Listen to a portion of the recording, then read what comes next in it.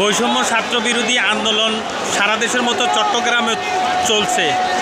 একেবারে চট্টগ্রামের new market, Riazuddin বাজার এবং আমতল মোড় হতে শুরু করে rifle club, ice factory road, একেবারে সকল রাস্তাগুলো ব্লক হয়ে আছে ইতিমধ্যে আমরা যেটুকু লক্ষ্য করছি।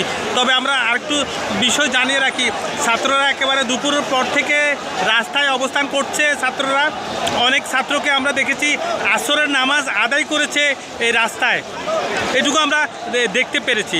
তবে বলা চলে একেবারে শান্তিপূর্ণ আন্দোলন চলছে চট্টগ্রামে ছাত্রদের ঢাকা 9 দফা দাবিতে।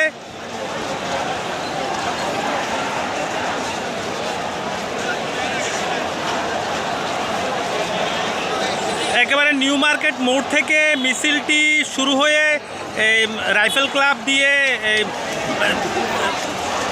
যাওয়া শুরু করেছে। আমরা পেছনে পেছনে মিছিলের পিছনে পিছনে আছি।